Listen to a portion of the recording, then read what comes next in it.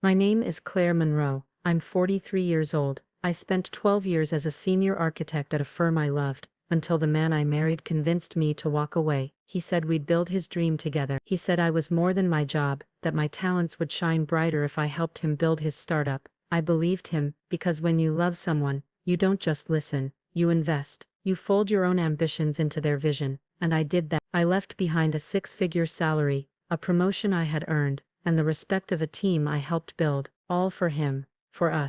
At first it was beautiful. We were partners in every sense. I handled strategy, marketing, vendor relationships, everything but the coding. He called me the backbone. We worked late nights, sacrificed weekends, poured everything into his company. I didn't take a salary. I didn't ask for credit. I just believed in the dream. And every time he'd tell people, my wife's a genius, I thought this is what love looks like, what partnership feels like. I was wrong.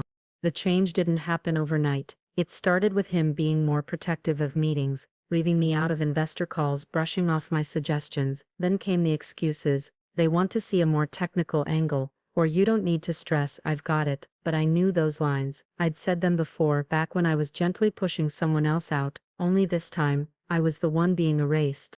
The final blow didn't come in a fight. It came in a silence, so loud it crushed me. I found out through LinkedIn. A new COO had been announced, a woman I'd never met, Harvard grad, glossy resume, and my husband, my partner, hadn't said a word. I stared at the announcement, for hours. My name wasn't mentioned. My role never existed, according to the press. I wasn't replaced in a boardroom. I was deleted in a click. I asked him, calmly, when were you going to tell me? He couldn't even look me in the eyes. Said something about optics and scalability, and how the investors needed a different narrative. I nodded, said nothing. That was the last time I ever played small for him. He thought I'd crumble, that I'd cry, that I'd stay. But what he didn't know was this: I never stopped building, not my career, not my worth, and certainly not my future. While he thought I'd vanished, I was drafting a new blueprint, one he'd never see coming. Type continue when you're ready for part 2. You said, yes. ChatGPT said, part 2, what he forgot about me. After that conversation, if you can even call it that, I went quiet. Not out of shock, not out of fear, but out of calculation. Silence is underestimated by people who are loud with ego. He thought my stillness meant defeat, that I was licking wounds and nursing a broken heart, but I wasn't. I was remembering who I was before him, before I twisted my strength into support beams for his fragile pride. I was done being the uncredited architect of someone else's empire. He moved on publicly like nothing happened, smiling for tech blogs, hosting launch parties, talking about his journey in interviews. Not once did he mention the woman who filed the LLC paperwork, who named the company, who drafted the original pitch deck that landed his first $500K in funding. But I watched. I saw the gaps, I saw the cracks, because I built the structure, and I knew exactly where to press if I ever wanted it to crumble. I found an old sketchbook of mine buried beneath some boxes in the garage, concepts for an eco-design startup I'd shelved years ago. Back then, we couldn't afford to fund both of our dreams, so I let mine go. But now, his startup had connections, it had systems, it had vendors and outreach channels, and I had built every single one of them. He used me to build his dream, but I knew the architecture better than he ever would. So I began again, quietly. I rebuilt my network one call at a time. No announcement, no big reveal, just one "Hey, it's Claire, I'm working on something new," at a time. The people who mattered didn't ask questions, they just said, when can we meet? Some of them had worked with me behind the scenes on his startup. They knew who really pulled the strings, and now they wanted to be a part of my vision. One night, while he was out at some tech dinner, I logged into the CRM platform I had set up when we first launched the company. He never changed the passwords. He never even learned how it really worked. I downloaded everything I'd built, not to sabotage him, but to protect my foundation, contacts, vendor rates, partnership structures. I wasn't stealing, I was reclaiming what was always mine.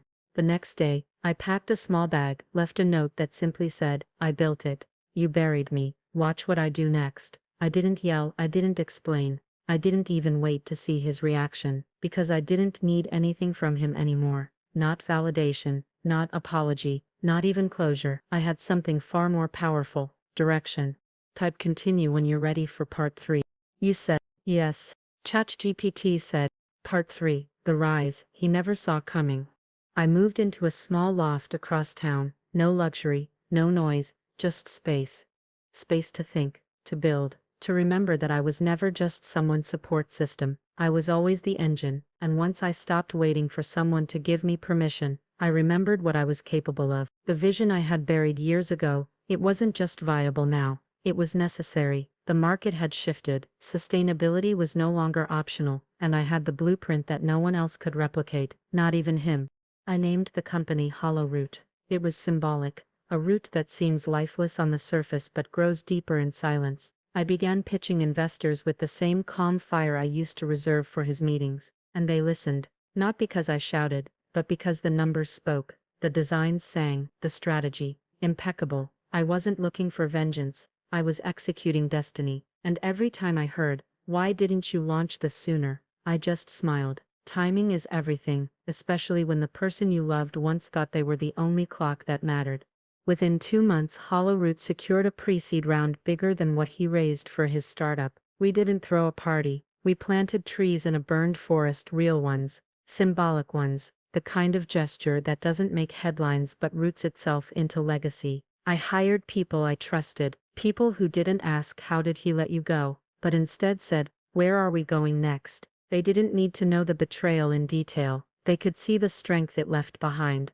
And then, without warning, I got the email. A supplier I had introduced him to reached out asking if I could recommend a reliable replacement for a contract. "Things are shaky on their end," they said. "We want to diversify." I didn't ask questions, I didn't gloat, I simply connected them to someone I trusted, and moved on. That's when I realized, the revenge wasn't in taking anything from him, it was in becoming someone he could no longer reach. I heard through whispers, as always, that his investors were asking questions. Growth had slowed, the new COO had resigned, he was scrambling to keep the vision alive, but it turns out, when the original architect leaves the build, things fall apart. He tried to pitch new ideas, but they were weak, disconnected, all flash, no foundation, because that's the thing about stealing someone's spotlight, you can't stand in it if you don't know where the light comes from. And through it all I never reached out, never called, never asked him how it felt. I didn't need to. I was building something real, something mine, while his world quietly unraveled, not because I destroyed it, but because he never knew how to sustain what he stole. Type continue when you're ready for part 4. You said, yes. ChatGPT said, part 4, watching his illusion crumble. I didn't celebrate his unraveling, that's not who I am, but I'd be lying if I said there wasn't a strange calm in watching him stumble, especially when I knew he still couldn't figure out why. He had the money, the staff, the platform, but he never had the soul of the business. That was me, it had always been me, the way he pitched ideas now, hollow, the way he marketed, forced. You can't replicate vision when you never understood where it came from.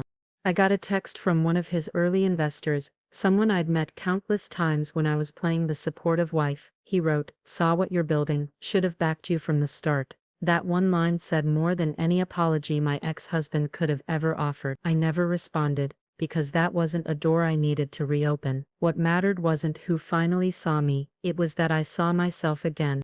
Meanwhile, Hollow Root was thriving. Our launch campaign went viral, not because of flashy gimmicks, but because it was authentic, purpose-driven, and people felt it. We were picked up by 2 national retailers and invited to speak at a sustainability summit in Toronto. I stood on that stage, looking out at hundreds of faces, and for the first time in years, I felt like I belonged to myself, not someone's wife, not someone's assistant in disguise, just Claire, builder, founder, leader.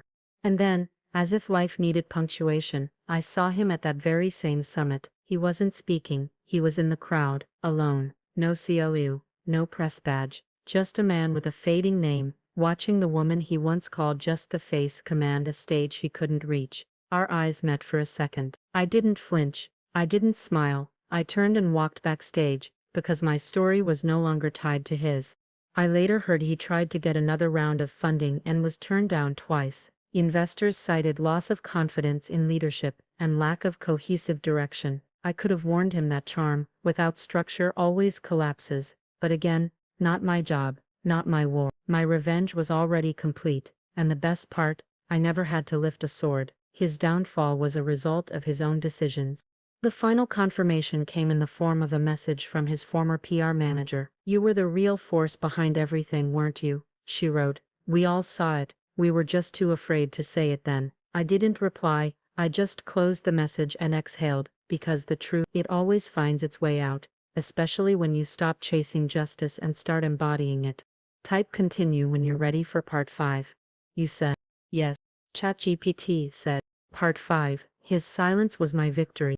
Weeks passed, then months. I never heard from him again. No apologies, no desperate pleas, just silence. The same silence he once used to erase me had now turned on him. Only this time, I didn't fear it. I lived in it. I thrived in it. Because unlike him, I had nothing to hide. My story was honest. My comeback was earned. And my peace, it was loud enough to silence every lie he ever told, without me saying a single word. I walked through my office one evening after hours, barefoot, laptop under my arm, hair a mess from back-to-back meetings, and I felt something I hadn't felt in years: freedom. Not the fragile freedom of someone escaping, but the deep, grounded kind that comes from becoming. I had nothing left to prove. I had already proven it. With every new client, every sold-out launch, every quiet, confident decision I made, I had rewritten the narrative he tried to bury me in. People began asking me to speak on resilience, on leadership, on starting over. They didn't know the full story. Most still don't, and that's the beauty of it. They don't need to. They see the strength, the vision, the woman who built something out of betrayal, and never lost her grace. My power didn't come from dragging his name through the dirt. It came from planting mine in new soil, and letting it bloom where no one thought it could. I've seen him twice since Toronto. Both times he pretended not to see me, and I let him, not out of pettiness, but because some chapters don't deserve to be reopened. He had his moment, and he wasted it. Built his empire on someone else's bones and then wondered why it didn't last. That's the thing about borrowed brilliance. It always expires, and when it does, the truth doesn't knock. It walks in like it owns the place. Sometimes I think about that version of me, who gave up her career to support the dream. She was brave, she was loving, but she was never weak. She just forgot her own light in the shadow of someone else's. But not anymore. I carry her with me now. Every time I walk into a room and own it, every time I speak without softening my tone, every time I build instead of beg, I honor the woman I used to be, and the woman I've become. And what about him? His company is still limping along, stripped down, a name without weight, a vision without substance. People say karma caught up with him, but I don't believe that. I think he caught up with himself, because when you try to bury someone who planted the seeds, eventually you're the one left in the dirt. Type continue when you're ready for the final part. Part 6. You said. Yes. ChatGPT said. Part 6. The woman I became. I no longer think of it as betrayal. Not anymore. What he did, what he stole, what he erased, that was just the fire, but I was the gold, being refined in it. I look back now and realize he didn't break me, he uncovered me, forced me to find a deeper well of strength, one I didn't even know I had, and when I tapped into it I didn't come back with vengeance, I came back with vision. I own Hollow Root now, in every sense of the word, legally, emotionally, spiritually. It's more than a company, it's a declaration, proof that women who are silenced don't disappear, they just build somewhere else, stronger, louder in their impact, and so deeply rooted that no storm can shake them again. I don't need his recognition. I don't need to be tagged in his story, because I wrote my own, and it's better. People sometimes ask if I ever miss him, and the truth is, no. I miss the idea of what I thought we had, the version of us I clung to in blind faith, but I don't miss the man who smiled while cutting me out. I don't miss the silence he weaponized. I don't miss the woman I had to shrink into to make him feel bigger. That woman is gone. In her place stands someone far more dangerous, calm, focused, and unshakable. The funny thing is, he still has no idea how close he was to real success. Not the money, not the media, but legacy.